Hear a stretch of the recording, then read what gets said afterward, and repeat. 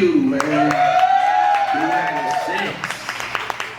That nigga been at B96 so long, he the head nigga at that motherfucker. They got this bitch classy. They got candles and shit on the tables with roses in them motherfuckers. I seen them same bitches at the Dollar Tree, nigga. I know it. That's what's up, man. Shit, I ain't tripping on y'all niggas, man. I don't care if I do bad. It ain't enough of y'all niggas in here to start a rumor, nigga. Matter of fact, he could have called me and put this shit on speakerphone, nigga. I could have texted y'all this shit. LOL, laugh, nigga, Club Cedar. Drinks are strong, bitch. Some good shit, though, man. The purpose of the protest, I said the purpose is what the purpose was, and I hung up. Because I still didn't know shit. So now I'm sitting around and I'm watching TV. Everybody's calling me. My mama done called me and answered the phone. She like, boy, what you doing? I said, I ain't doing nothing. She said, I seen you on TV. I said, for real, I was in the protest, mama. She said, you better keep your black ass home before you get killed, nigga. And I said, mama, my people need me. I'm the leader of the protest. So then we got off the phone. I'm laying around and I'm plotting out our strategy that we gonna do for the protest. Cause now I'm the leader, and my people need me. So as I'm sitting there writing out our agenda and our purpose, my phone rings, and it's a female friend of mine. She said, Eric, get downtown right now, we need your leadership. As a leader, I said, I'm on my way. So when I get downtown, I get down to Muhammad Ali. They going crazy. They breaking in buildings, they spray painting, they riding everything. And then I look to the right, I see a white chick dressed in all black with a hammer. And as I look at her, she's about to bust the windows at Eddie Merlot's. And as a leader, I stepped up. I said, hey, don't do that. This ain't what the protest is about. And as she busted the window and went at Eddie Merlot's, she came out with 3 bottles of wine that my sister liked. So I was like, hey, bitch, go back in and get me some. And hurry up. So now I'm looking around, right? I'm looking around, and I see they busting all the windows. They going in CVS and everything. So instinctively, I grabbed a basket, and I went in CVS. Because I was like, I got to get me some shit. So but when I go in CVS, all the black dudes was stealing all the pills out of the pharmacy and shit. All the white dudes was taking all the beer and alcohol. So I went to where I knew best. I went to the as seen on TV section. Because I was like, I got to get me some shit. So then I start putting shit in my basket, right?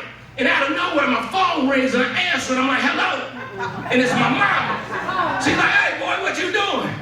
I said, I'm in CVS. She said, I know. I said, how you know? She said, because you on TV. I said, TV? What TV? I don't see no TV. She said, well, take 2 steps to the right. When I took 2 steps to the right, she said, now grab that hand massager and get your black ass out of there.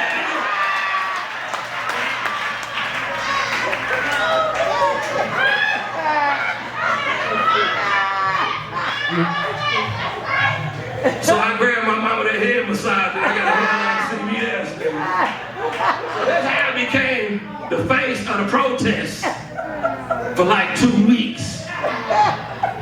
But in the midst of the protest, I realized something, man. It's like everybody protests, everybody ride. Black people protest, black people ride. White people protest, white people ride. But one thing I did learn is black people and white people, we just do it different. For different reasons and shit. You know, when white people protest and riot, they'll do shit like have an insurrection at the Capitol building. They'll take the mayor for hostage. They'll hang a noose in the governor's yard. You know, when black people protest and riot, we'll do shit like have an insurrection at Macy's. We'll storm Kroger's. You'll see a nigga running down the street with a polo outfit and some crab legs and shit. We just do it different, man. But in the midst of the I went to work, because when we was protesting, I couldn't do comedy, so I got a job. I lost my job. And then my boss told me, he said, we don't need that type of attention at work. And I said, that's cool. I wasn't mad. Black people, we used to losing our jobs. So I did what any other nigga did when he lost his job. I went out to eat.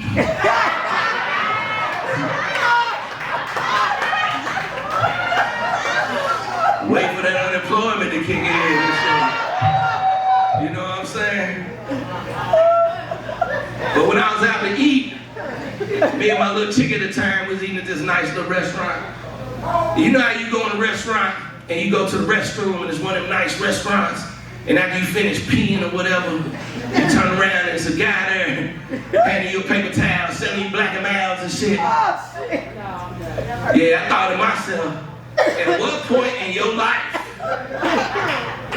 does it become a career decision to be a manager in the bathroom and shit?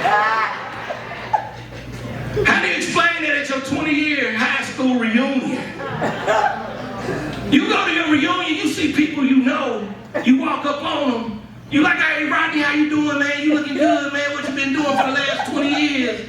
Niggas like, man, I'm a photographer, I've been doing photography. Like, oh man, that's great. You see somebody else, you like, hey Shay, how you doing? You looking good for the last 20 years. What you been doing?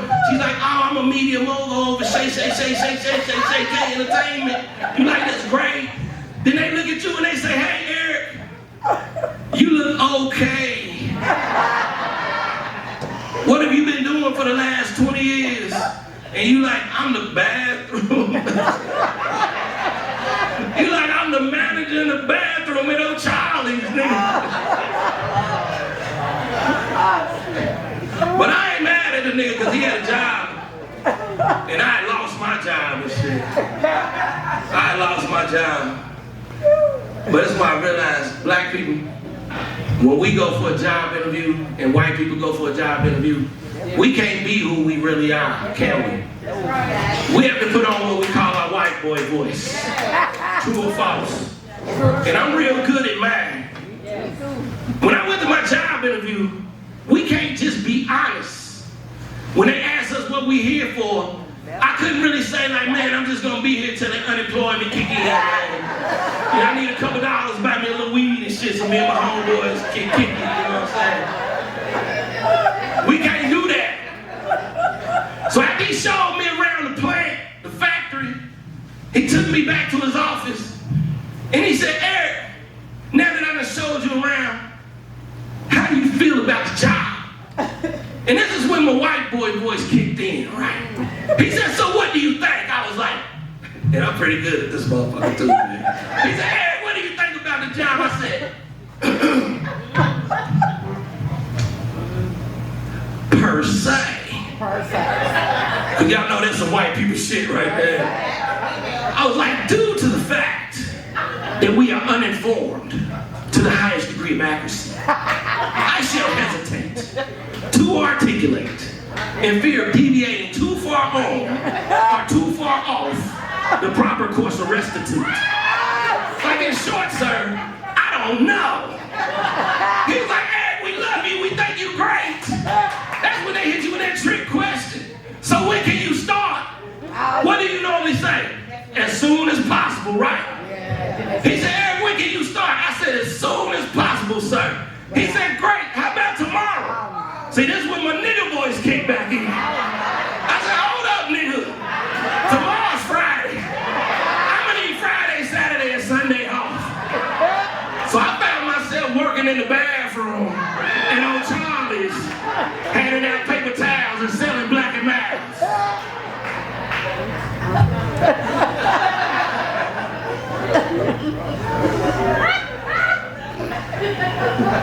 Let that shit marinate on you, nigga. That shit's crazy. Man, I travel all over. I do a lot of shows. Last week, I was up in Indianapolis. I was headlining a comedy club and shit, man. And in every show, we had like 5 shows, and all the shows were sold out. Fucking crowded, bro. You know, because comedy wasn't really like my first choice of job and shit. I was a dishwasher 20 years ago. And one day I just got tired of washing dishes. Shut up, nigga. And I looked at my supervisor and I said, you know what, Ted? I'm about to quit. He said, why? I said, because I'm going to be a famous touring comedian. He said, yeah, right. I said, you just wait. 21 years from now, I'm going to be at Joe's Pond Room in front of 30 niggas selling this motherfucker out. So fuck you, Ted.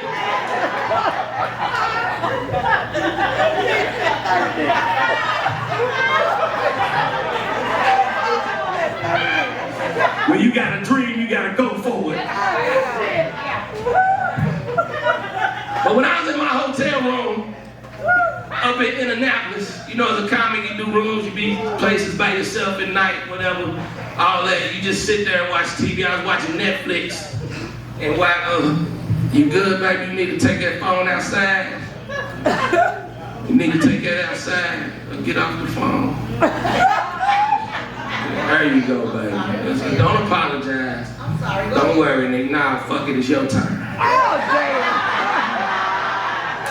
See niggas shit right here, man. That's why niggas don't want to come down to the West End. Niggas just on the phone. Well, you on the phone, though. God damn.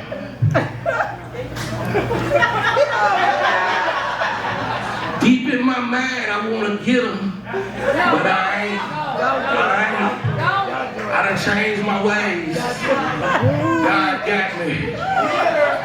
I ain't gonna get them. Niggas be wanting that. Get them, little niggas. Get them.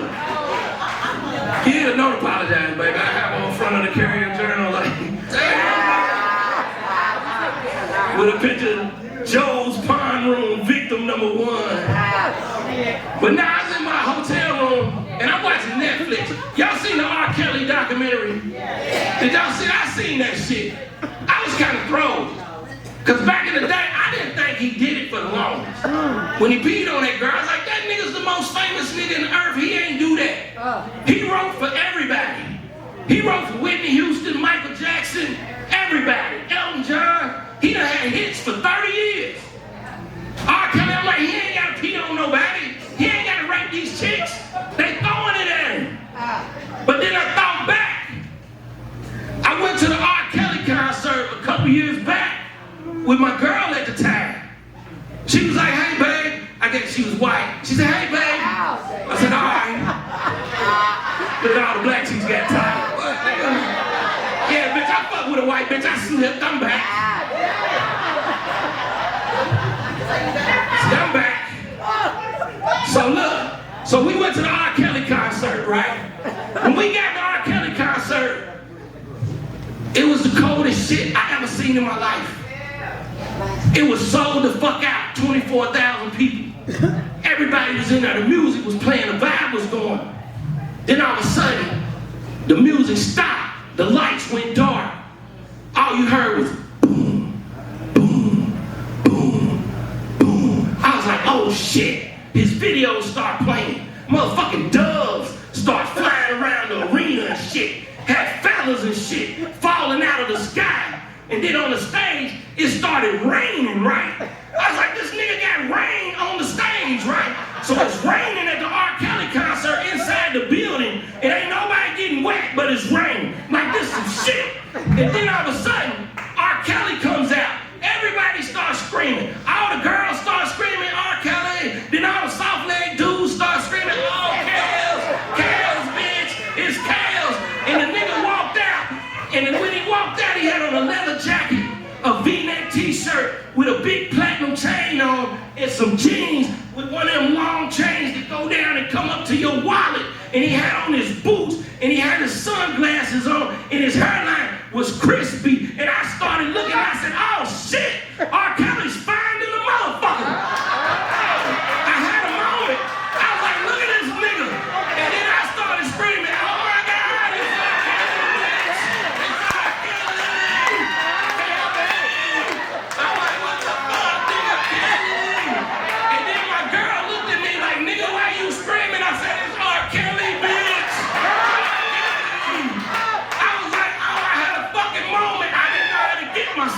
shit, right?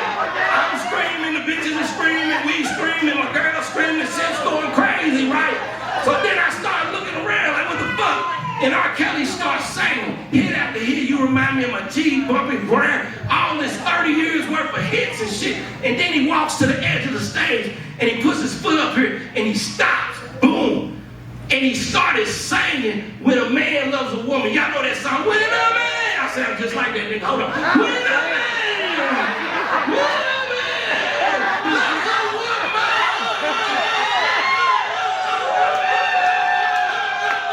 That nigga, you know I can say this shit, shut up. So the nigga started singing acapella, right? He sang acapella. I said it was raining on stage, he was wet, it's acapella.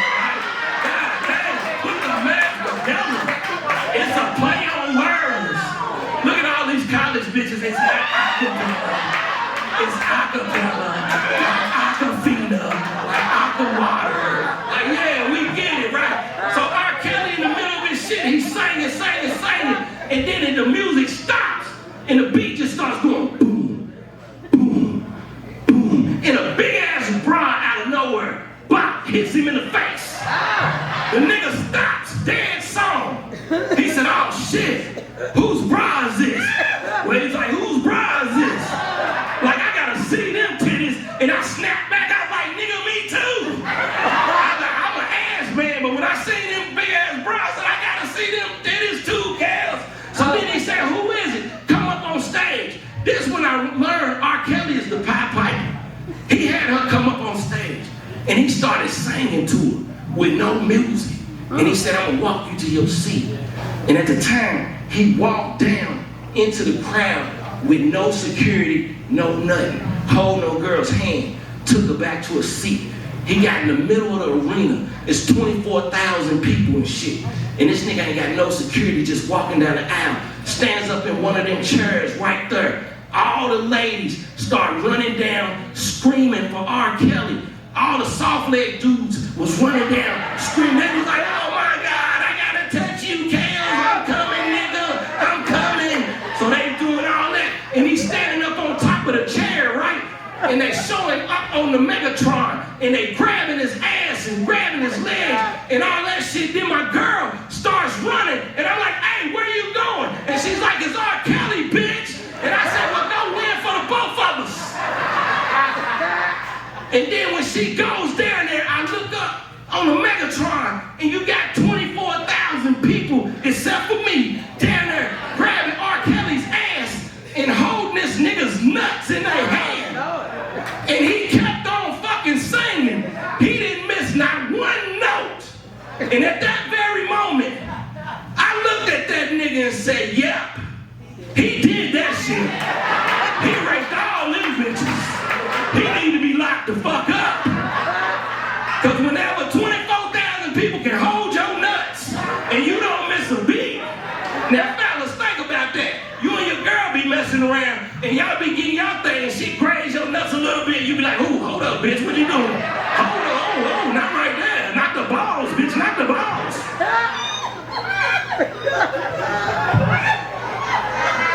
Look at all the chicks like, yep, it's true. Look at him, he just put his hand down. Nigga, no. She texted her friend, he talking about me, girl, not the balls.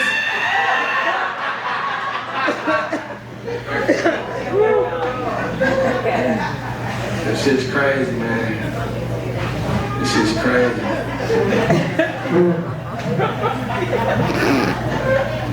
I started driving for Uber. Anybody drive for Uber? I'm the only broke nigga in this bitch. I was driving for Uber and shit. It was cool. It was cool. I was making about $900 a week and shit, but I was out there all fucking day, driving and shit. I was getting it. Until that one night, U of L was having a graduation, and I picked up a gang of white kids and shit. Y'all know how they are. Now let me ask you this, how come when you drive for Uber, when people get in your car, they climb across your back fucking seats? Niggas don't go around getting the door, they climb across your back seats. So I pull up at the club, U of L's graduation. I pull up at the club. Shut up. Little white dude knock on my window. Say, hey dude, you the Uber driver? I said, yeah, I'm the Uber driver. He said, cool, get in. He started climbing across the seat. Little white dude, little mixed dude, another little white dude in the back passenger, and a little white chick up front. And they like, yo, can we see your ox cord? I said, nope. We just listening to R. Kelly, bitch. So we start driving. In the middle of driving, the little white dude in the passenger seat goes, Rrr. So what I said, hold up, player, you good? He said, yeah, I'm good. I said, are you sure? He said, I'm sure. So we start driving again. 2 minutes later, he goes, Rrr. I said, hey, look, man. I said, you gotta throw up. I got a bag in the seat. Throw up in the bag, roll down the window, throw that shit out the window. We'll keep on pushing. He said, cool. So we riding on the expressway. Music's playing, everything. Next thing you know, I felt the window come down. And the little white dude starts throwing up. Look, it was like the scene out of the movie Stand By Me. He threw up on the nigga in the middle. The nigga threw up on the white boy behind me. He threw up on the back of my neck. I threw up on the girl. The girl threw up on the dashboard. Nigga, I was pissed. So I pulled over at Arthur Street. Said, get out, clean this shit out of my car. He said, what? I said, clean this out of my car. And then the little mixed dude said, relax. It's just a car. I said, oh, but it's my car. The little white dude behind me said, well, technically, since we paying for the Uber, it's our car. I don't know if y'all can tell, but I'm a little confrontational. I said, this is where you got me fucked up.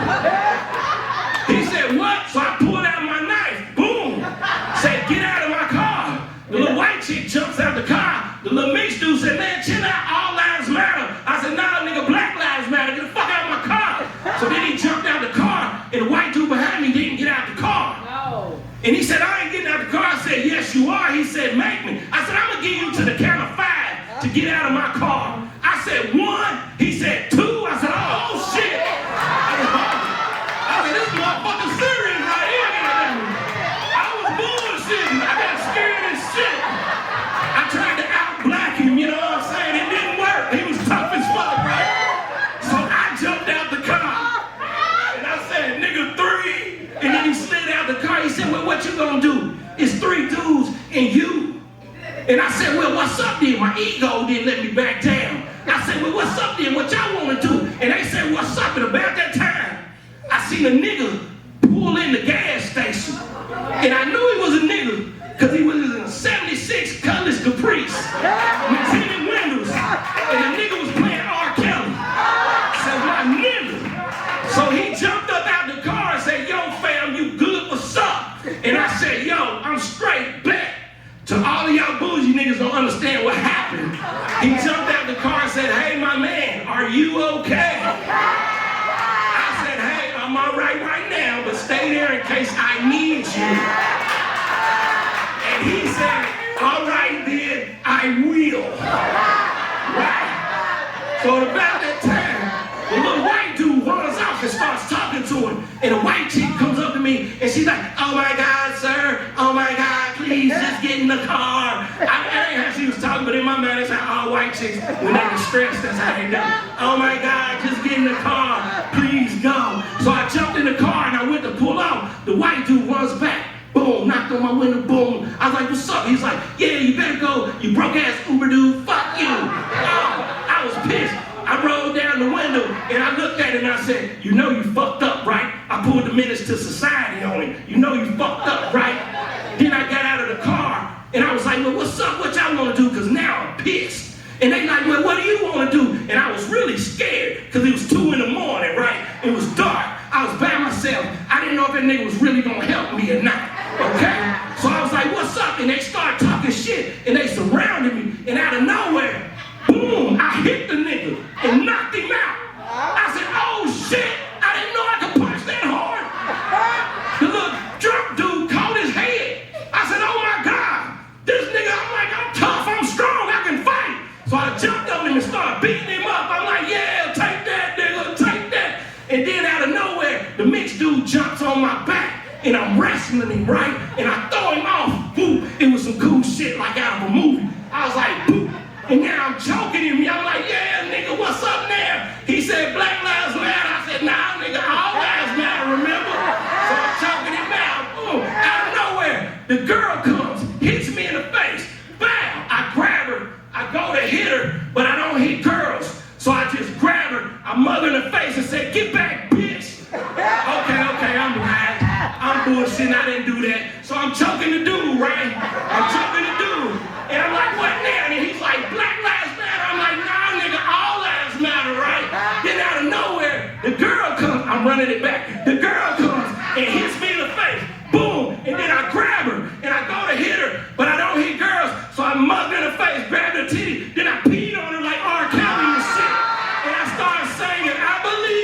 can fly.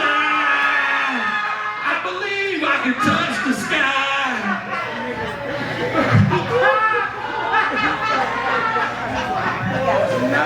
So I found myself Saturday night working in the bathroom at O'Charlie's, handing out paper towels and sipping Black and Mountain. Yo,